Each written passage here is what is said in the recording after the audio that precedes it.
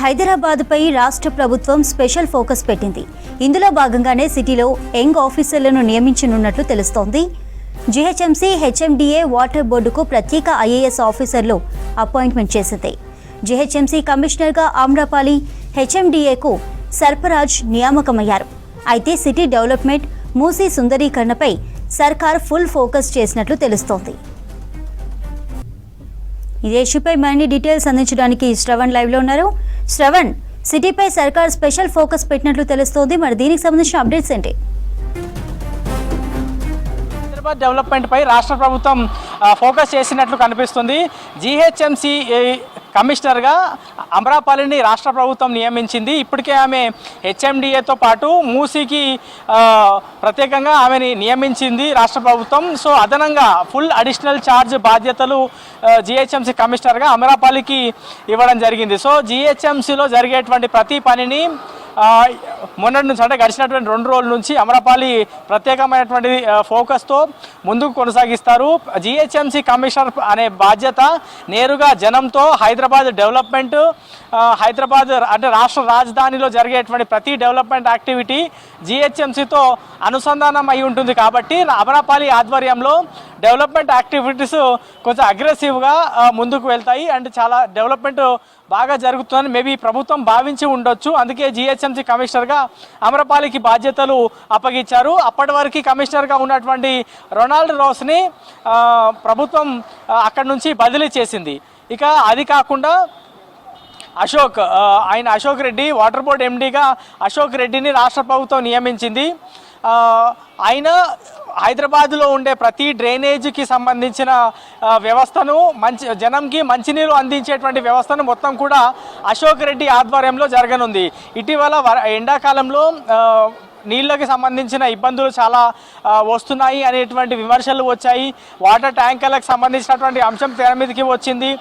బెంగళూరులో చాలా మంచినీళ్ళ ఇబ్బంది ఉంది. అట్లాంటి ఇబ్బంది హైదరాబాద్లో వచ్చే పరిస్థితి ఉందా అనేది పొలిటికల్గా కొంతమేర విమర్శలు చాలా వచ్చాయి అప్పటి ఎండి సుదర్శన్ రెడ్డి పనితీరు మీద. సో దాన్ని సరిదిద్దుదామనో లేదంటే అశోక్ రెడ్డి ఆధ్వర్యంలో ఇంకా మరింత మెరుగ్గా పనిచేస్తుందనే ఆలోచన రాష్ట్ర ప్రభుత్వం చేసిందో తెలియదు. కానీ సుదర్శన్ రెడ్డిని ట్రాన్స్ఫర్ చేసి అశోక్ రెడ్డికి వాటర్ బోర్డు మేనేజింగ్ డైరెక్టర్గా బాధ్యతలు అప్పగించింది.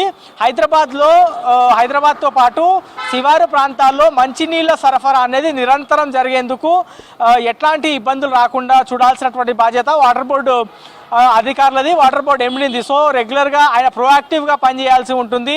గ్రౌండ్ లెవెల్లో ఉన్నటువంటి సీజీఎంలు కానీ, జనరల్ మేనేజర్ కానీ, మేనేజర్లతో అందరితో కోఆర్డినేట్ చేసుకొని హైదరాబాద్కి మంచినీళ్ళ సరఫరాతో పాటు డ్రైనేజీల వల్ల ఇబ్బందులు కాకుండా చూడాల్సినటువంటి బాధ్యత వాటర్ బోర్డు ఎండీ పైన ఉంటుంది.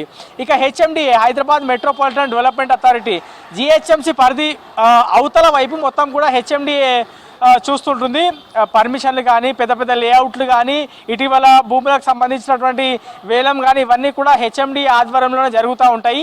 సో సర్ఫరాజ్ అనేది చాలా ఆయన చాలా సీనియర్ ఆఫీసర్, మంచి ఆఫీసర్, బాగా పనిచేస్తారనేటువంటి ఒక పేరు ఉంది. సో ఆయన ఆధ్వర్యంలో హెచ్ఎండిఏ ఏ విధంగా రన్ అవుతుంది అనేది రాబోయే రోజుల్లో చూడాల్సినటువంటి అవసరం ఉంది. ఇప్పటివరకు దానకిషోర్కి బాధ్యతలు ఉండే. సో ఆయన ఇప్పుడు దానకిషోర్ కేవలం ప్రిన్సిపల్ సెక్రటరీగా మాత్రమే వ్యవహరించనున్నారు. ఇప్పుడు హెచ్ఎండిఏ కమిషనర్గా సర్ఫరాజ్ని నియమించగా జీహెచ్ఎంసీ వాటర్ బోర్డుకి కూడా ఐఏఎస్ ఆఫీసర్లను ప్రభుత్వం బదిలీ చేసింది. ఈ బదిలీల తర్వాత హైదరాబాద్ జనంకు రాబోయే వర్షాకాలంలో జనంకు ఇబ్బందులు రాకుండా ఉండేందుకు అన్నీ బాగా పనిచేస్తారు అని ప్రభుత్వం భావించి ఉండొచ్చు మేబీ. అందుకే వీళ్ళని యంగ్ ఐఏఎస్లుగా కూడా వచ్చారు. కాబట్టి డెవలప్మెంట్ యాక్టివిటీస్ అన్నీ కూడా పరుగులు పెడతాయి అనేటువంటి అంశం పైన జీహెచ్ఎంసీలో పనిచేసేటువంటి అధికారులు కానీ, సిబ్బంది కానీ, లేదంటే వాటర్ బోర్డులో కానీ, లేదంటే హెచ్ఎండిఏలో కానీ ఇందులో పనిచేసేటువంటి ఉద్యోగస్తులు మాత్రం రాబోయే రోజుల్లో ఇప్పటివరకు జరిగినటువంటి డెవలప్మెంట్ యాక్టివిటీస్ రాబోయే రోజుల్లో మరింత ఎక్కువగా ఫాస్ట్గా ముందుకు వెళ్ళేటువంటి ఆస్కారం ఉండొచ్చు అనేటువంటి అంచనా అయితే వేస్తూ ఉన్నారు. నేను ఒక ప్రత్యేకమైనటువంటి అంశం చెప్పేటువంటి ప్రయత్నం చేస్తా. హైదరాబాద్లో మూసీ డెవలప్మెంట్ అంటే గ్రేటర్ హైదరాబాద్ పరిధిలో దాదాపుగా 30 నుంచి 50 కిలోమీటర్ల మేర మూసి ప్రవహిస్తూ ఉంటుంది. మొత్తం గతంలో తాగునీళ్ళకి అవసరమైనటువంటి మూసి ఇప్పుడు మొత్తం కూడా మురికి కూపంలాగా మారింది. ఆ మూసిని మొత్తం కూడా దాంట్లో మొత్తం మురుగుని దాంట్లో కలవకుండా ఉండేందుకు, దాంతోపాటు మంచినీళ్ళుగా అంటే మొత్తం దాన్ని శుద్ధి చేసి ఆ పక్కన సుందరీకరణ చేసేందుకు రాష్ట్ర ప్రభుత్వం ప్రత్యేకమైనటువంటి ఫోకస్ చేసింది. ముఖ్యంగా రేవంత్ రెడ్డి పెట్ ప్రాజెక్టుగా దీన్ని ఇతర మంత్రులు కానీ ప్రభుత్వంలో ఉన్నటువంటి ఉన్నతాధికారులు కానీ చెప్తా ఉన్నారు. సో ఒక్కసారి మూసి అభివృద్ధి జరిగితే, మూసి సుందరీకరణ జరిగితే ఈ మూసి పరివాహక ప్రాంతం కావచ్చు, లేదంటే 30 నుంచి 50 కిలోమీటర్లు ఏదైతే మూసి ప్రవహిస్తుందో ఆ రెండు వైపులా కూడా చాలా డెవలప్మెంట్ జరుగుతుంది. ఎంటర్టైన్మెంట్ జోను, డెవలప్మెంట్ జోను, ఇట్లా ప్రత్యేకమైనటువంటి జోన్లు క్రియేట్ చేసి చాలా మందికి ఉపాధి కూడా దొరుకుతుంది.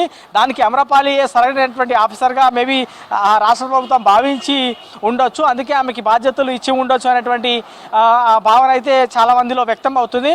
ఓవరాల్గా మాత్రం ఇటీవల జరిగినటువంటి ట్రాన్స్ఫర్స్లో డైనమిక్ ఆఫీసర్స్గా పేరు సంపాదించుకున్నటువంటి అమరపాలి కాటా ఆమె జిహెచ్ఎంసీ కమిషనర్గా, సర్ఫరాజ్ హెచ్ఎండిఏ కమిషనర్గా కొనసాగబోతున్నారు. సో ప్రస్తుతానికైతే ఎఫ్ఏసి అంటే ఫుల్ అడిషనల్ ఛార్జ్గానే జిహెచ్ఎంసీ కమిషనర్ అమరపాలి కొనసాగబోతున్నారు. తర్వాత ఎవరికి పోస్టింగ్ ఇస్తారని అయితే తెలియదు, కానీ ప్రస్తుతం అయితే వర్షాకాలం ముందే ఉంది. ఎక్కువ వర్షం కారణంగా ఇబ్బందులు వచ్చినా హైదరాబాద్ జనం ఇబ్బందులు పడేటువంటి సిచ్యువేషన్ ఉంటుంది. కాబట్టి అట్లాంటి సిచ్యువేషన్లు రాకుండా ఉండేందుకు వాటర్ స్టాగ్నేట్ పాయింట్లు కానీ జనంకి ఇబ్బందులు రాకుండా చూసేందుకు మౌలిక సదుపాయాలు కల్పించేందుకు జిహెచ్ఎంసీ అందించాల్సినటువంటి బాధ్యత జిహెచ్ఎంసీదే. కాబట్టి అమరపాలి, సర్ఫరాజ్తో పాటు అశోక్ రెడ్డి పైన చాలా పెద్ద బాధ్యత రాష్ట్ర ప్రభుత్వం పెట్టింది. రాబోయే రోజుల్లో వాళ్ళ పనితీరు ఎట్లా ఉంటుంది, దాని రిజల్ట్ ఏ విధంగా ఉంటుంది అనేది మనకి రాబోయే రోజుల్లో తెలిసేటువంటి అవకాశం ఉంది. ఇది ఓవరాల్గా గ్రేటర్ హైదరాబాద్ మున్సిపల్ కార్పొరేషన్తో పాటు హెచ్ఎండిఏ వాటర్ బోర్డుకి కొత్త ఐఏఎస్ల నియామకం పైన పూర్తి update. Right, thank you Shravan.